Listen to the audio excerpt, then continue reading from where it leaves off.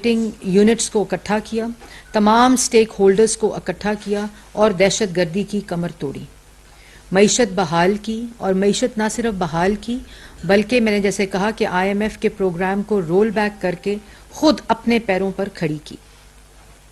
सियासी अदम इस्तेकाम आया 2016 में, जब एक सोची समझी साजिश के तहत मुल्क के 3 दफ़ा मुंतखब वज़ीर आज़म को एक घटिया इल्ज़ाम, झूठे इल्ज़ाम के ऊपर घर भेजा गया।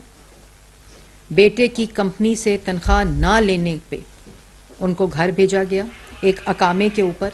और 2018 में RTS को बिठा के, ये कहानी उन लोगों के लिए, ये मैं क्यों दोहरा रही हूँ, उन लोगों के लिए बहुत इम्पॉर्टेंट है जो इस झूठ, मुनाफकत, फसाद, इंतशार के घेरे में हैं।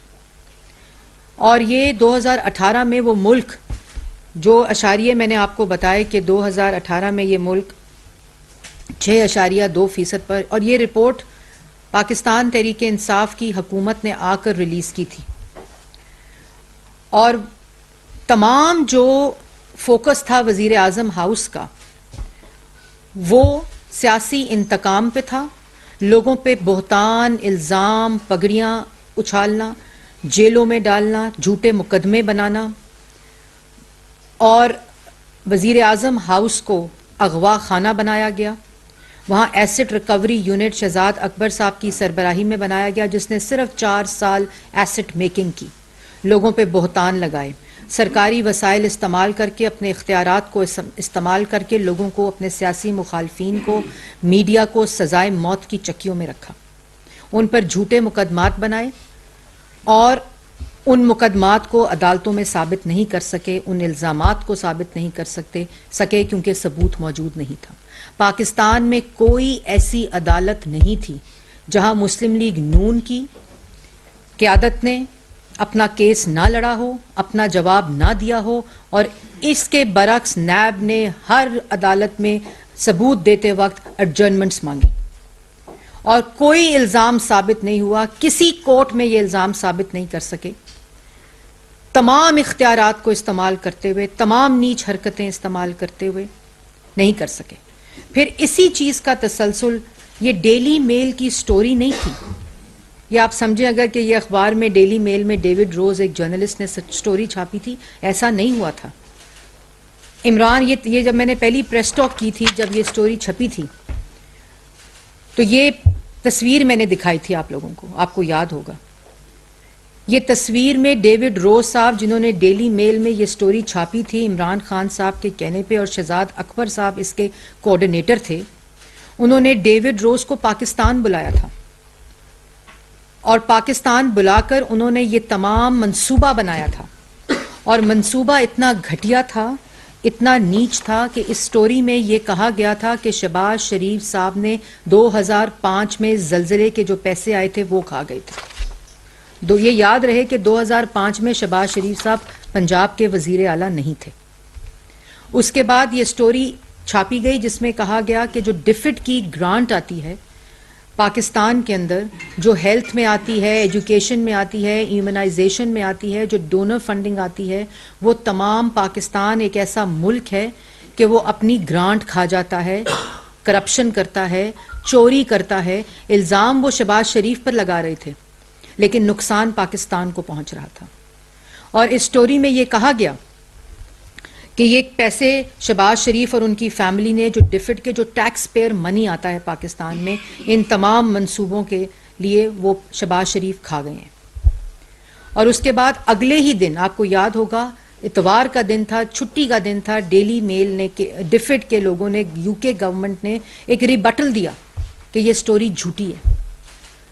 ट्रांसपेरेंसी के वो तमाम SOPs बताए गए उस स्टोरी में, रिबटल में, कि किस तरह ग्रांट का पैसा, डिफिड का पैसा आके खर्च होता है, प्रोजेक्टाइजेशन होती है और उसके ज़रिए वो पैसे को रिलीज़ करते हैं और उन चीज़ों पर वो पैसा स्पेंड होता है। तमाम वो मंसूबे जो शहबाज शरीफ ने 10 साल इम्प्लीमेंट किए इंटरनेशनल ग्रांट्स के, उन तमाम की रिपोर्ट्स ये चीख चीख कर वाजिया तौर पर कह रही हैं कि जितनी ट्रांसपेरेंसी के साथ पंजाब के अंदर ग्रांट मनी को यूटिलाइज किया गया है उसकी मिसाल नहीं मिलती।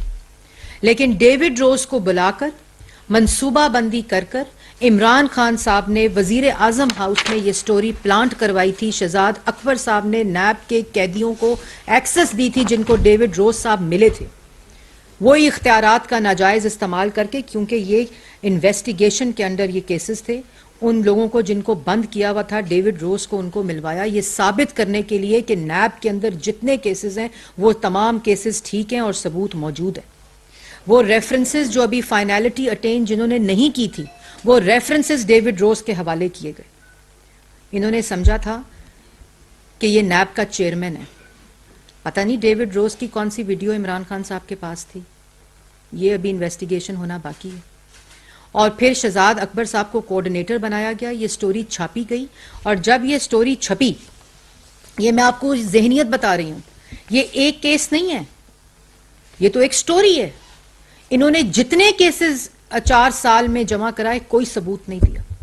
अदालत में के जो फैसले हैं, जो बेल्स के फैसले हैं तमाम लोगों के, अगर आप वो पढ़ें तो शर्म से सर झुक जाता है कि किस तरह इन्होंने अपने इख्तियारात का नाजायज इस्तेमाल किया। और उसके बाद जब ये कुछ चीज़ें आपको बतानी बड़ी इंपॉर्टेंट हैं ऑडियंस को, और मैं मीडिया को भी कहूँगी कि वो ज़रूर इसको फोकस करे कि ये 3 साल, ये जब शहबाज शरीफ साहब पे ये इल्ज़ाम लगा, शहबाज शरीफ साहब ने यूके की हाई कोर्ट के अंदर डेफेमेशन सूट फाइल किया। और डेफेमेशन सूट जब फाइल किया तो 3 साल ये मुकदमा चलता रहा। जनवरी 29, 2020 को ये सूट फाइल हुआ था और फरवरी 17, 2020 को कोर्ट ने रेफरेंस किया और फरवरी 17 को रेफरेंस हुआ और अप्रैल 20, 2020 को जज ने ये फैसला किया। क्वींस बेंच था, high court, London high court का, और उन्होंने कहा कि हम अप्रैल 21 और जुलाई 31, 2020 तक वो विंडो रखेंगे हेयरिंग की, जिसमें इसकी हेयरिंग की जाएगी। और उसके बाद जो मई 7, 2020 पे एक ऑर्डर पास होता है कि हमें एक्सटेंशन चाहिए, तो जज साहब उनको एक्सटेंशन का ऑर्डर पास करते हैं मई 7, 2020 को। और उसके बाद 3 साल ये केस चलता है, 3 साल। और 3 साल इस केस के अंदर 9 एक्सटेंशंस ली जाती हैं और उन 9 एक्सटेंशंस के अंदर ये कहा जाता है कि हमारे पास अभी पहले जो 3 एक्सटेंशंस ली गई और वो एक्सटेंशंस हर महीने ली जाती हैं। मैं सिर्फ आपको वो महीने ज़रूर बताना चाहती हूँ कि ताकि ऑडियंस को ये पता चले कि ये जो आज बातें की जा रही हैं कि ये जी बड़ा एक अपॉलॉजी आ गई, ये अपॉलॉजी ऐसे नहीं आ गई, ये ट्रायल से केस गुजरा है यूके की हाई कोर्ट के अंदर।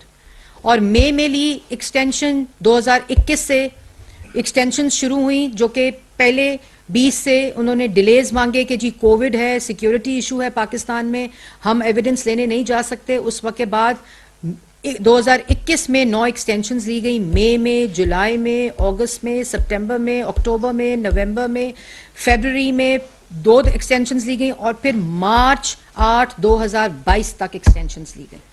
और फिर कहा हम फाइल करते हैं अपना सूट। जब फाइल करने गए तो जब इनके लॉयर्स थे, उन्होंने कहा कि जो इल्ज़ाम हमने शहबाज शरीफ पर लगाया है उसके हमारे पास सबूत मौजूद नहीं है। ये लॉयर्स डेविड रोज और डेली मेल के कह रहे हैं। और उस वक्त इन्होंने डेविड रोज से टॉक शोज कराए, मीडिया पे हेडलाइंस चलवाई, उसके बाद इन्होंने अखबारात की जीनत बनाया इस खबर को, बोहतान लगाए, इल्ज़ाम लगाए। और इल्ज़ाम मैंने जैसे पहले कहा शहबाज शरीफ के खिलाफ तो और भी इल्ज़ाम लगा रहे थे, लेकिन इसकी नौयत इतनी घटिया और ख़तरनाक थी कि ये उस फॉरेन इन्वेस्टमेंट, डायरेक्ट इन्वेस्टमेंट, जो डोनर मनी होता है, जो टैक्स पेयर का मनी होता है, जो पाकिस्तान में तालीम के लिए, सेहत के लिए, बच्चों के लिए, ख़वातीन के लिए, इम्यूनाइजेशन के लिए, पोलियो के लिए आता है, जो ग्रांट्स देती हैं दूसरे ममालिक, ये उसके ऊपर इल्ज़ाम लगाया इन्होंने कि शहबाज शरीफ खा गया। इनको इतना एहसास नहीं हुआ कि आप मुल्क के साथ क्या खिलवाड़ कर रहे हैं, आप 22 करोड़ अवाम के साथ क्या खिलवाड़ कर रहे हैं। उसके बाद इनसे फर्स्ट ऑर्डर जब आया और उसके बाद इन्होंने फिर एक्सटेंशन मांगी, इनके लॉयर्स ने कहा, और जब वो एक्सटेंशन इनको मिली उसके बाद भी इन्होंने कोई सबूत जमा नहीं कराया अदालत लंदन हाई कोर्ट के अंदर। और लंदन हाई कोर्ट के अंदर जब कोई सबूत जमा नहीं कराया तो आपको याद होगा कि फरवरी 5 2021 को जस्टिस मैथ्यू ने, मैंने एक प्रेस कॉन्फ्रेंस की थी और बताया था कि उसके अंदर जस्टिस मैथ्यू ने ये कहा है कि ये फर्स्ट डिग्री डेफेमेशन कैटेगरी के अंदर आता है, और इनको इस ऑर्डर में ये लिखा कि आपने फर्स्ट डिग्री चेज लेवल 1, जिसको टेक्निकल लीगल जबान में कहते हैं, उसका आपने इल्ज़ाम लगाया, इसके खिलाफ इसके जो आपने इल्ज़ाम लगाया उसके सबूत दें। इन्होंने कोई सबूत जमा नहीं कराया। और उसके बाद वो केस उस दिन शहबाज शरीफ साहब जीत गए थे, लेकिन क्योंकि इनको वक्त मिल गया था तो हमने वो कोर्ट ने इंतज़ार किया, कोई सबूत जमा नहीं कराया। और उसके बाद हकीकत ये है कि ये जो इन्होंने मुल्क के साथ खिलवाड़ खेला, हकीकत ये है कि अनकंडीशनल अपॉलॉजी की है डेली मेल ने कि हमारी खबर झूठी थी, हमने इल्ज़ाम लगाया था, हमने डेफेमेशन को उन्होंने एडमिट किया है, और उसके अंदर ये बात बोली है कि, और ये अजीब मंतक है, इनकी जहनियत देखें आप, इनकी जहनियत क्या है कि डेली मेल माजरत कर रहा है, डेली मेल माफी मांग रहा है, और जो उस वक्त डेली मेल के स्पोक्स पर्सन थे वो आज उस स्टोरी का दिफा कर रहे हैं। ये दिवालियापन का शिकार है ये प्रोपेगेंडा ग्रो, और उसकी स्टोरी के अंदर से चीजें कह रहे हैं कि नहीं जी वो नैब का हिस्सा माफी मांगी है। अगर नैब का हिस्सा माफी मांगी थी तो अनकंडीशनल अपॉलॉजी करके पूरा आर्टिकल क्यों विड्रॉ किया, तमाम वो लिंक्स विड्रॉ किए हैं जिसके ऊपर ये आर्टिकल था गूगल के साथ। उन कोर्ट में उन्होंने कहा है कि हम गूगल के साथ काम करके तमाम वो लिंक्स डिलीट करेंगे जिसके अंदर ये स्टोरी हमने छापी थी। और उस वक्त सारा फोकस, आज कहते हैं मईशत तबाह हो गई है, आज कहते हैं महंगाई है, आज कहते हैं कि मुल्क दिवालियापन की तरफ जा रहा है। 2018 में यही मुल्क 6.2% पे तरक्की कर रहा था, महंगाई की शरह 3% थी, मुल्क में सीपैक और रोजगार था। 4 साल इनका फोकस ये इस किस्म की हरकत के ऊपर था। आपको नेशनल क्राइम एजेंसी एनसीए का केस याद होगा, एफआईए का पूरा केस उठा के एनसीए भेज दिया गया कि शहबाज शरीफ ने मनी लॉन्ड्रिंग की है। 10 साल की investigation NCA national crime agency UK ने की, जिसके अंदर उन्होंने फैसला दिया कि कोई करप्शन, कोई मनी लॉन्ड्रिंग, कोई मिस यूज ऑफ फंड्स नहीं हुए, कोई इख्तियारात का नाजायज इस्तेमाल नहीं हुआ। ये यूके की नेशनल क्राइम एजेंसी ने दिया। और कल यूके की लंदन हाई कोर्ट ने फैसला, ये केस जहां डेफेमेशन का था, उन्होंने अनकंडीशनल अपॉलॉजी की है डेली मेल ने। जितने केसेस पाकिस्तान में किए, 1 रुपए की करप्शन साबित नहीं कर सके इन। और 4 साल अगर 6.2% तरक्की करते, मुल्क पर तरक्की पर फोकस करते, तो आज 10% तरक्की होती, जो हम छोड़कर गए थे, नवाज शरीफ छोड़कर गया था, मुस्लिम लीग नून की हुकूमत छोड़कर गई थी। अगर मुल्क के अवाम के नौजवानों के रोजगार के लिए काम कर रहे होते तो 1 करोड़ लोग बेरोजगार ना होते 4 साल में। अगर वजीर आजम हाउस मुल्क में महंगाई खत्म करने का काम कर रहा होता, मईशत को तरक्की देने का काम कर रहा होता, तो जिस वक्त ये अप्रैल 2022 में गए हैं, उस वक्त 16% महंगाई, 18% महंगाई ना होती। उस वक्त वही महंगाई होती जो 3% पर हम छोड़ कर गए थे। 2.3% पर खाने पीने की अशिया की छोड़ कर गए थे, बिजली बना कर गए थे, बिजली महंगी की, महंगाई मुल्क में मुसल्लत की, क्योंकि फोकस सिर्फ और सिर्फ सियासी मुखालफीन के खिलाफ इल्जाम, बोहतानबाजी, मुल्क की मईशत को रोकना, मुल्क की तरक्की को रोकना, हर चीज मुंजमिद कर दी, हर चीज बंद कर दी, लोगों को जेलों में बंद कर दिया, मईशत तबाह कर दी। फोकस ये था और आज भी वही फोकस है। ये जो डेली मेल की अपॉलॉजी आई है, ये बड़ा सोचने समझने की बात है कि सारे पाकिस्तान की हाई कोर्ट्स और नैब की अदालतों से ये सबूत नहीं दे सके और जमानतें हो गई। यूके की अदालतें जिनकी ये मिसालें देते हैं, वहां पे इनको जो केसेस के जवाब आ रहे हैं कि कोई करप्शन का, कोई मिसयूज का, कोई मनी लॉन्ड्रिंग का इल्जाम नहीं मिला। और 4 साल मुल्क के साथ क्या किया इन लोगों ने?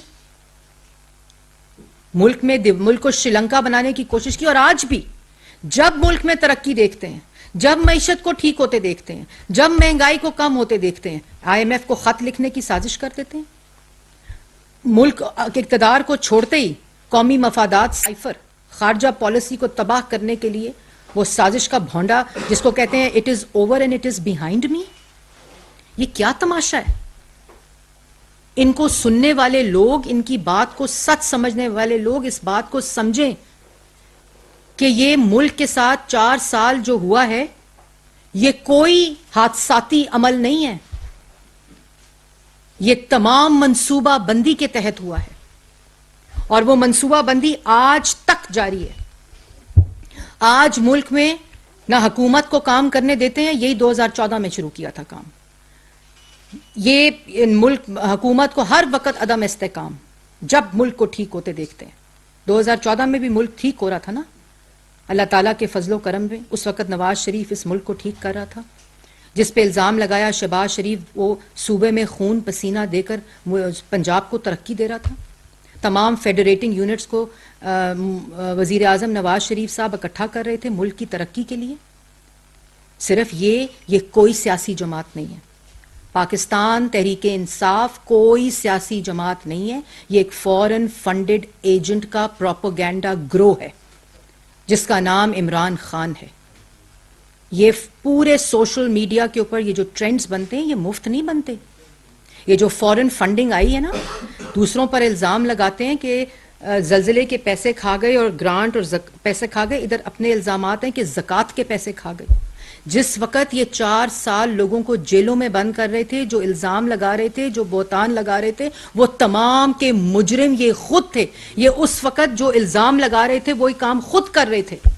ये तमाम चीज़ें उस बात का सबूत है।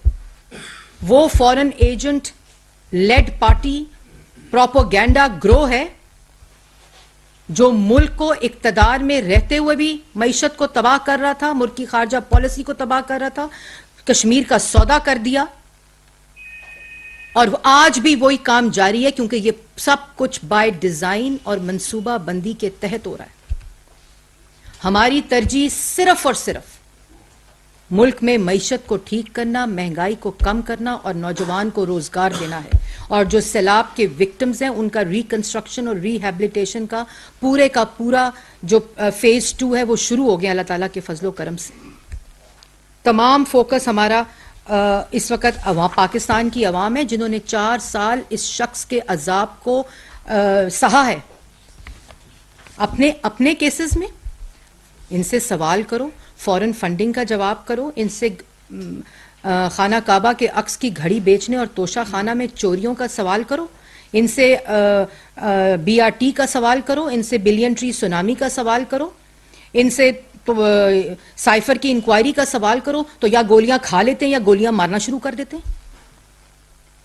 अगर मुस्लिम लीग नून ने, अगर 3 दफा के वजीर आजम ने, अगर शहबाज शरीफ ने, अगर मरियम नवाज ने, अगर शाहिद खकान अब्बासी ने, एहसन इकबाल ने, राना सनाउल्लाह ने, सलमान रफीक ने, साद रफीक ने, हनीफ अब्बासी ने अगर अपना जवाब दिया अपने पे मिफ्ता इस्माइल ने, मैं किस किस का नाम गिनवाऊं, ख्वाजा आसिफ ने, अगर वो दे सकते हैं सवाल उनके जवाब, तो ये क्यों नहीं दे सकते? इनसे अगर कोई सवाल का जवाब करो तो कहते हैं सियासी इंतकाम शुरू हो गया। ये किस किस्म की जहनियत है?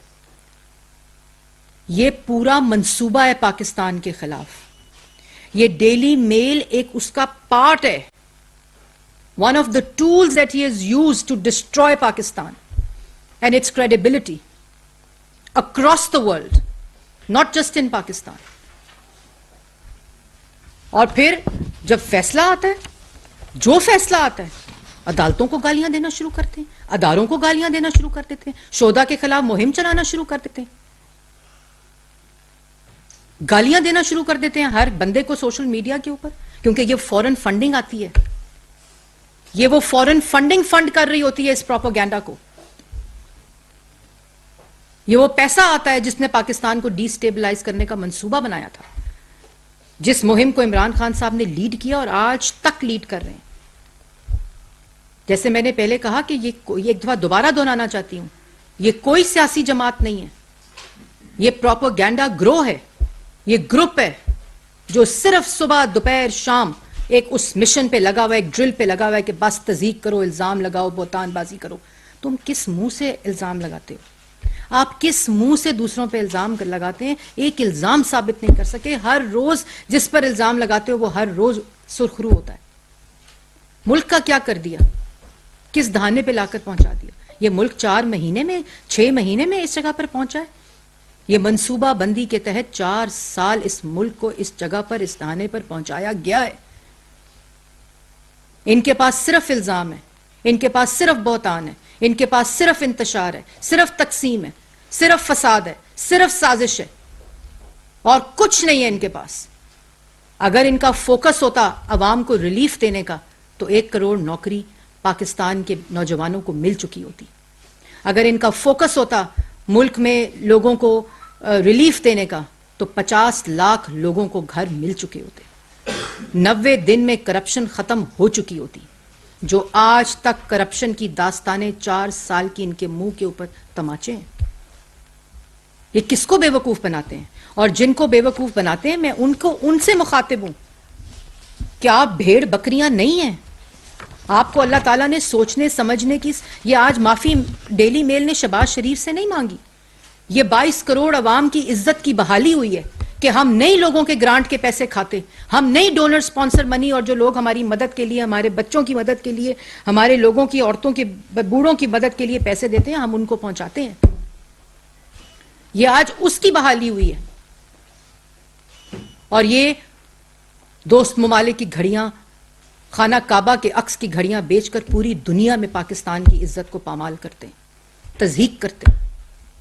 आज क्या कहा जाता है? आज ये तो नहीं दुनिया में कहा जाता कि इमरान खान ने घड़ी बेच दी। आज कहा जाता है कि पाकिस्तान के वजीर आजम ने खाना काबा के अक्स की घड़ी बेची जो कि उनके दोस्त ममालिक ने उनको दी थी। ये तो तोहफे देते हैं, ये उसमें चोरियां और डाके डालते हैं। आज ये लोग कहते हैं। और इन्होंने 4 साल यही काम करने की कोशिश की। अभी अभी खबर आई है, वो राना सनाउल्लाह साहब के ऊपर इन्होंने हेरोइन डाल दी, बैग डाल दिया। इतनी घटिया सोच। और अभी अभी खबर आई है कि अल्हम्दुलिल्लाह अल्लाह ताला के फजलो करम से राना साहब बरी हो गए उस केस से। क्यों नहीं सबूत दिया उस हेरोइन के केस का? अल्लाह ताला की कस्में खाई, कुरान शरीफ की कस्में खाई, कुरान शरीफ के हवाले दिए, अल्लाह ताला के हवाले दिए कि राना सनाउल्लाह ने ये हेरोइन स्मगल की है। वो ग्रोह बनाए गए, वो ग्राफिक्स बनाए गए, जिसको कहा गया कि ये वो ग्रोह है फैसलाबाद में जिससे हेरोइन लेकर राना साहब फैसलाबाद से लाहौर जा रहे थे। इंटरनेशनल स्मगलर का वो माफिया है, ड्रग। ये उस वक्त आप लोगों ने, जो आपको याद होगा कि जब खबरें चली कि जी राना सनाउल्लाह हेरोइन के केस में गिरफ्तार, उनके बच्चे नहीं हैं, उनकी बेटियां नहीं हैं, उनके घर में कोई नहीं, उनकी इज्जत कोई नहीं है। और आज वही केस ये बरी क्यों है कि आज उनकी हेयरिंग थी और इन्होंने कहा हमारे पास सबूत नहीं है। उन्होंने उसी वक्त अपनी बरियत की एप्लीकेशन डाली और अभी अभी एंटी नारकोटिक्स कोर्ट ने उनकी अनाउंस करके उनको बरी कर दिया। उसका कौन जवाब देगा? उसकी कौन कीमत अदा करेगा जो राना सनाउल्लाह की इन्होंने बोहतान लगाए, इल्जाम लगाए? ये किसी अदालत में कोई सबूत नहीं दे सके। और अपने केसेस में इनसे सवाल करो तो गाली देते हैं, इनसे सवाल करो तो इल्जाम लगाते हैं। भाई आपने तोशा खाना में चोरी नहीं की तो जवाब दे दो। वो फाइनेंशियल टाइम्स की स्टोरी आई, आज तक मजम्मत नहीं की। करे ना डेफेमेशन सूट, उनको पता है। वो तोशा खाना की चोरी, घड़ी चोरी की स्टोरी आई, मुशावरत जारी है वकला के साथ। वो शहबाज शरीफ ने 10 बिलियन हर्जाने का डेफेमेशन का सूट किया हुआ है, आज 6 साल हो गए, वकील सबूत नहीं देता। अब वो डिसमिस हो गई, अभी फैसला हम इंतजार कर रहे हैं उसका। ख्वाजा आसिफ ने डेफेमेशन सूट किया हुआ है, जवाब नहीं आता। इनको ये मालूम होता है, ये पूरी स्टोरी घड़ी जाती है, फिर टीवी पर बैठकर अवाम को ये झूठी स्टोरी सुनाई जाती है, इस प्रोपेगेंडा, फिर वही तमाम चीजें तमाम लोगों को दी जाती हैं, सिर्फ जहनियत को और लोगों के दिमागों को, लोगों के जज्बात के साथ खेलने के लिए। इनको शर्म भी नहीं आती। ये डेली मेल के ऊपर मौसूफ ने इंटरव्यू दिए हैं कि बरतानिया की अदालत में अब ये केस हो गया, शहबाज शरीफ नहीं बचेगा। आज माफी इमरान खान को 22 करोड़ अवाम से मांगनी चाहिए। आज शहजाद अकबर को 22 करोड़ अवाम से माफी मांगनी चाहिए, अगर शर्म हो तो। क्या आपने, और शहबाज शरीफ से नहीं मांगनी चाहिए। मैं अल्लाह ताला से डर कर कहती हूँ कि पाकिस्तान की आवाम से मांगनी चाहिए। ये आपने जुल्म पाकिस्तान के 22 करोड़ अवाम के साथ किया है। ये फॉरेन डायरेक्ट इन्वेस्टमेंट जब आती है तो लोग अपना टैक्स पेयर मनी ममालिक में भेजते हैं और खिदमत और उनकी मदद करने के लिए। उसके बाद मैं आप सबको मुबारक देती हूँ, राना सनाउल्लाह साहब को बड़ा। और मैं आपको एक बात बताऊँ कि ये तो चलो उन्होंने ये केस किया, उनको कोई किसी किस्म का कोई डर नहीं था, कि उनको पता था कि ये काम मैंने नहीं किया, तो इन्होंने उनको जेल में डाला। और उन्होंने कभी, वो ऐसा शख्स है, ऐसा बहादुर शख्स है कि उन्होंने कभी अपनी वो दास्तान किसी को सुनाई नहीं। इन्होंने उनके ऊपर कीड़ियाँ छोड़ी उनके सेल के अंदर। एक दिन उनकी बेगम उनको मिलने गई तो उन्होंने, गर्मी का मौसम था, जून जुलाई का मौसम था, उन्होंने मोटी मोटी जुराबें पहनी हुई, तो उनकी वाइफ ने उनसे पूछा कि ये क्यों आपने पहनी हुई है, या वकला गए शायद मिलने के लिए, तो वो खामोश रहे। बाद में जेल के अंदर से किसी ने उनको बताया, वकला को, कि इनके सेल में उन्होंने कीड़ियाँ छोड़ी हैं। उनको सोने के लिए बिस्तर नहीं दिया, वो चादर बिछा के उस सेल में सोते थे, और आज उसी केस से बरी हैं। कौन जवाब देगा इस जुल्म का? इस जुल्म का जवाब इंशाअल्लाह इमरान खान साहब को देना पड़ेगा। वो ये समझते थे कि 4 साल का इक़्तिदार ताहयात रहेगा। वो ये समझते थे कि ये इल्ज़ाम, ये बहतान, ये पगड़ी उछालना, लोगों की तज़हीक करना, लोगों की बेइज्जत करना लोगों को, ये हमेशा ऐसे ही रहेगा। अल्लाह ताला का निज़ाम है, हर चीज़ में तवाज़ुन होना अल्लाह ताला का निज़ाम है। और आज ये जो मज़ालिम इन्होंने किए मीडिया हाउसेस के ऊपर, मीर शकीलुर रहमान साहब को इन्होंने सिर्फ मैसेज देने के लिए मीडिया को, उनको उन्होंने नवाज शरीफ के केस के साथ एक के मिलाकर उनको उन्होंने जेल में डाल दिया, नैब को इस्तेमाल करके। क्यों नहीं सबूत दिया? क्यों उनकी जमानत हो गई? सिर्फ मैसेज देना था कि जबान खोलोगे, लिखोगे, मेरे अमाल लोगों को बताओगे,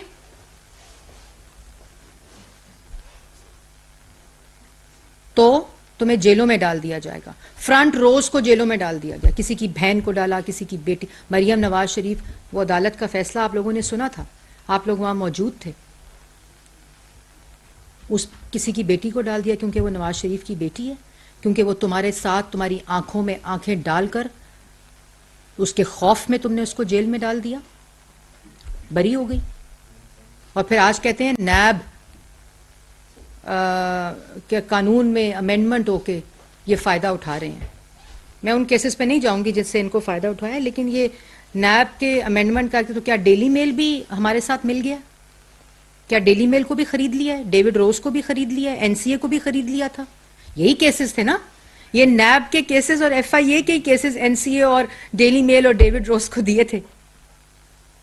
यही सब रेफरेंसेस दिए थे, सब यही मवाद था जिसके फैसले सिर्फ पाकिस्तान की अदालतों से नहीं, बल्कि दुनिया, बरतानिया जिनकी ये मिसालें देते हैं, उनकी अदालतों से आया। जी कोई सवाल कर लें। टेलीविजन से मेरा क्वेश्चन आपसे ये है कि आपकी हुकूमत को आए हुए तकरीबन 8 महीने होने वाले हैं। आपको मैंडेट मिला था कि इमरान खान आपकी सरकार ने जो ब्लंडर्स किए थे, जिसके ऊपर आप मतलब मुसलसल क्रिटिसिज्म कर रही है, उन ब्लंडर्स को करेक्ट किया जाए। और इस वक्त पाकिस्तान की 22 करोड़ आबादी का सबसे बड़ा मसला जो है वो महंगाई है। अभी तक आप लोगों का जो पूरा फोकस है वो इमरान खान की बैशिंग के ऊपर है, महंगाई के ऊपर आप नहीं आ रहे, इसके ऊपर कब आएंगे? जी मेरे ख्याल में आपने मेरी पहले बात सुनी नहीं। ये महंगाई मुल्क में ऐसे ही नहीं हो गई, और 4 साल की महंगाई जो कि 3% पर थी, 18% पर, 21% पर पहुंचाकर 4 महीने, 5 महीने, 6 महीने में आप ये एक्सपेक्ट करें, हमने ही ठीक की थी अल्लाह ताला के फजलो करम से। 2013 से लेकर 2018 तक हमने वो, मैंने शुरुआत में ही आपको बताया, और इंशाअल्लाह हम वो सलाहियत भी रखते हैं अल्लाह ताला के फजलो करम से, हम वो नीयत भी रखते हैं, और इंशाअल्लाह महंगाई भी ख़त्म करेंगे, मुल्क की मईशत को बहाल कर रहे हैं। और आपने देखा कि आते ही शहबाज शरीफ ने क्या किया था, रमज़ान पैकेज दिया था, यूटिलिटी स्टोर पैकेज दिया था, चीनी और आटा सस्ती की थी। वो चीनी और आटा जो 4 साल ये सस्ती कर सकते थे, नहीं की थी। तो इंशाअल्लाह ये हमारा फोकस यही है, लेकिन ये बैशिंग इमरान खान की नहीं है, ये इमरान खान के अमाल नामे हैं जिन्होंने मुल्क को इस जगह के ऊपर पहुंचाया है जहां बेरोजगारी है, जहां खारजा पॉलिसी तबाह है, खत्म है। जो 5 महीने से वजीर आजम शहबाज शरीफ कोalition गवर्नमेंट के साथ मिलकर उसकी बहाली कर रहे हैं, फॉरेन मिनिस्टर जा रहे हैं, जहां जाते हैं इनके अमालों की और इनकी करतूतों की दास्तानें सुनाई जाती हैं हमें। और सब वो बातें हैं जो मुल्क को नुकसान पहुंचाने के लिए की गई हैं। सीपैक रोक दो, फॉरेन जितनी इन्वेस्टमेंट आ रही है रोक दो। क्यों नहीं LNG ली? आज गैस पूछते हैं नहीं है, जब $2 पे LNG $2 पे और $3 पे मिल रही थी, क्यों नहीं ली? क्योंकि लेनी नहीं थी। तो फिर अगर ले लेते तो गैस का बहरान कैसे आता? अब जब पूरी दुनिया में LNG नहीं है, यूक्रेन वॉर के बाद पूरी दुनिया में इसका बहरान है, तो आप हमसे पूछते हैं जो 4 साल रहकर गए हैं कि क्यों नहीं ली?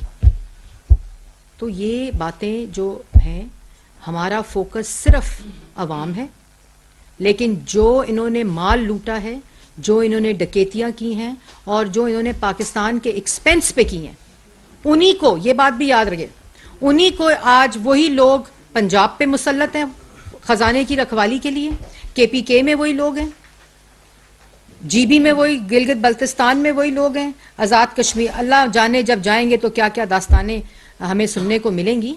लेकिन ये वो तमाम चीज़ें, इस शख्स के पास ना इखलाक है, ना किरदार है, ना अहलियत है, ना सलाहियत है, सिर्फ नालायकी, ना अहली, बोहतानबाजी, चोरी, करप्शन। जो नाम मैं लूं वो इमरान खान साहब उन्होंने साबित किया है कि वो हैं। मैडम ये बताइएगा कि मैडम सदस्य समेत जो है एक और जगह पे पॉलिटिकल कंसल्टेशन चल रही है, जिसमें आंटा की जो सियासत है उस बारे में बात किया जा रहा है, तो क्या इसमें जो इमरान खान के ऊपर केसेस हैं, क्या उनको कोई NRO देने के वाले से कंसल्टेशन का इख्तियार है? NRO इस करप्शन और चोरी से हम वो नहीं है कि रोज कहते थे कि हम NRO मांग रहे हैं, NRO मांग रहे हैं, फैटफ पे इनके साथ टेबल पे बैठो तो NRO मांग रहे हैं, मईशत पे इनको इकट्ठा करो। जब ये तबाही कर रहे थे हमने कहा हमें आती है ठीक करनी, हमसे मशवरा ले लो। शहबाज शरीफ साहब ने मिसाके मईशत की बात की तो उन्होंने कहा NRO मांग रहे हैं, और कोई ऐसा मौका नहीं जाने देते थे कि जिस पे ये तासुर ना दिया जाए। तो इसलिए जिसने मुल्क का पैसा लूटा है उसको जवाब देना पड़ेगा, जिसने तोशा खाना की डकैतियां की हैं उसको जवाब देना पड़ेगा, जिसने इख्तियारात का नाजायज़ इस्तेमाल करके हीरे जवाहरात इकट्ठे किए हैं उसको जवाब देना पड़ेगा, जिसने ज़मीन की खरीदो फरोख्त की और अल कादिर ट्रस्ट की जिसने बनाकर अपनी फैमिली बिजनेस स्टार्ट किया उसको जवाब देना पड़ेगा, जिसने तोशा खाना, BRT, मालम जब्बा, ये तमाम वो चोरियां हैं और डाके हैं और फॉरेन फंडिंग, इन तमाम चीज़ों का इनको जवाब देना पड़ेगा। शोर मचाकर, गोलियों का ड्रामा करके, ये तमाम नौटंकी और तमाशे करके आप नज़र नहीं हटा सकते। अपनी अमालनामे से आपको एक एक चीज़ का जवाब देना पड़ेगा। मैडम न्यूज़ वन से ये बताइएगा कि इमरान खान ने जब लॉन्ग मार्च खत्म किया तो उन्होंने असेंबलियाँ तहलील करने का ऐलान किया और उसके बाद इस हवाले से उनको कई मुशावरती सेशन हो चुके हैं। एक तो ये बताएं कि क्या हुकूमत ने अपना लाहे-अमल तय कर लिया है कि अगर इमरान खान सूबाई असम्बलियाँ तहलील करते हैं या वो इस्तीफे दे देते हैं तो वो हुकूमत फौरी एक्शन की तरफ जाएगी या क्या लाहे-अमल होगा? देखें बिजात साहब, उन्होंने तो 2 अप्रैल 2022 को नेशनल असेंबली से इस्तीफे दिए थे। किधर है वो इस्तीफे?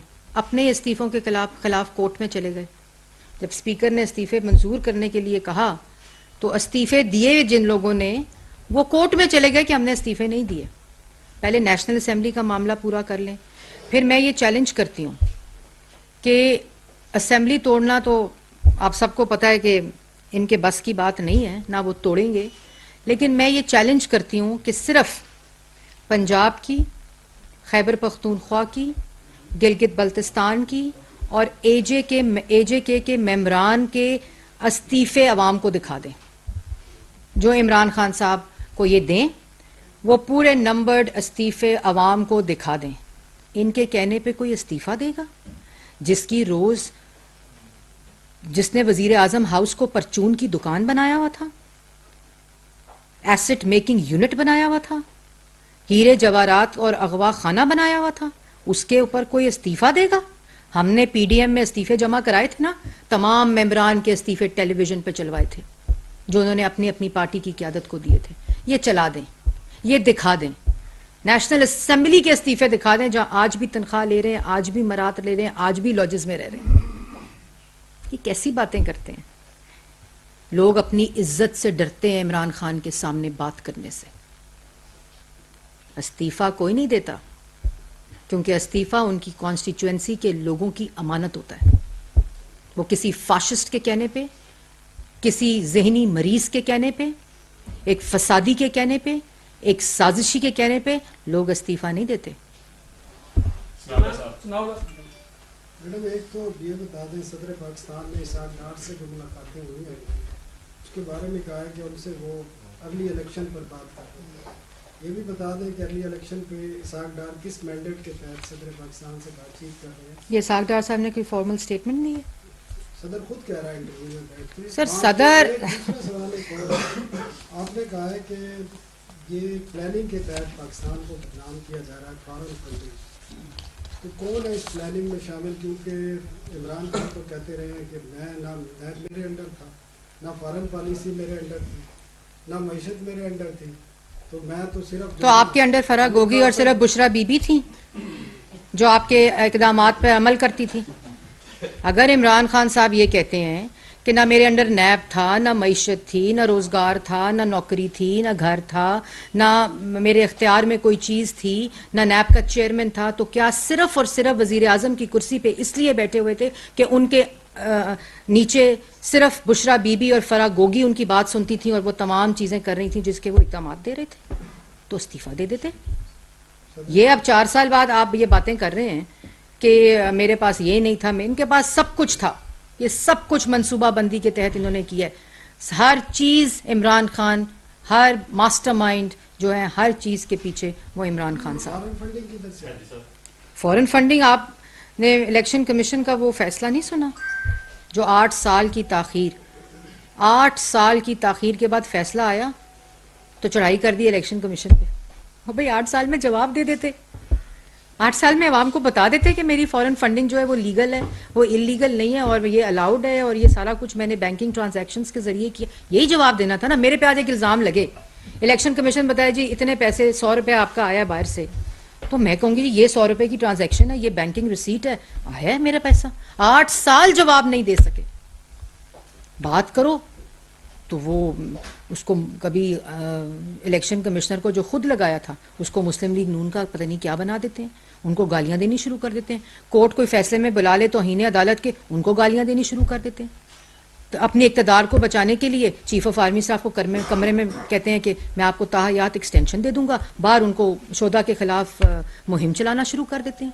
ये ज़हनियत है इस बंदे की, जो मैंने शुरू में बताया था कि वो लोग जो इसकी बात सुनते हैं, they have to understand his character, this person, कि इसका दिमाग जो है वो सिर्फ प्लानिंग, साजिश, बोहतानबाजी और एक उसमें घिरा रहता है कि अब मैंने क्या स्टोरी बतानी और मैंने क्या आवाम को कहानी देनी है। फैक्ट्स, अगर आप मैंने आपको सारे फैक्ट्स बताए हैं। अब ये 2 दिन से डेली मेल की स्टोरी को डिफेंड कर रहे हैं, और जो फैक्ट्स हैं कि 3 साल 9 एक्सटेंशंस, क्यों नहीं सबूत दिए वो बेचारा डेविड रोज? वो मांगता रहा सबूत, उसको बैठाते रहे टॉक शोज के अंदर, वो सबूत मांगता रहा कि तुमने जो सबूत दिए हैं, वो जो तुमने कागजात दिए हैं उसके सबूत दे दो। कहां से आने थे वो सबूत? इनका ख्याल था कि ये इस तरह सारा कुछ, ये दिमागी मरीज है ये शख्स, इसको समझने की ज़रूरत है। ये झूठा शख्स है, ये मुनाफिक शख्स है, ये साजिशी शख्स है, ये फसादी शख्स है। ये सियासी जमात नहीं, ये प्रोपेगेंडा ग्रो है जो फॉरेन फंडेड है। इस मुल्क को नुकसान पहुंचाने के लिए इसको समझने की ज़रूरत है। मैडम, वो तो इसाक डार और सदर की मुलाकात, मैंने आपको बताया है कि कह रहे हैं कि अगली इलेक्शन के लिए मैं इलेक्शन की तारीख अक्टूबर 2023 है।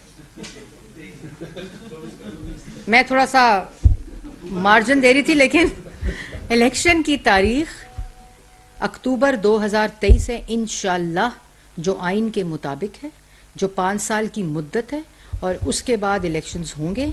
आप इलेक्शन लड़ें, जो आवाम का फैसला होगा हमें मंजूर होगा। फिलहाल इसको अक्टूबर 2023 ही रखें।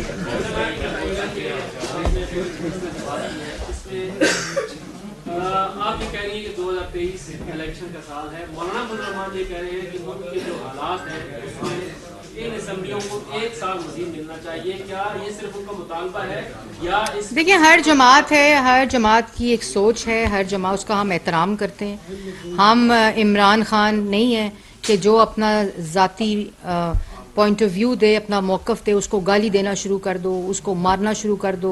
जैसे मैंने पहले कहा, इनसे सवाल करो तो गोलियां खाना शुरू कर देते हैं या गोलियां मारना शुरू कर देते हैं। तो ये हर आदमी का अपना मौक़िफ़ है, हर आदमी का अपना वो है जो, लेकिन फ़ैसला आइन के मुताबिक होगा। अल्लाह ताला के फजल व करम से अक्टूबर 2023 में पाकिस्तान में इलेक्शंस होंगे।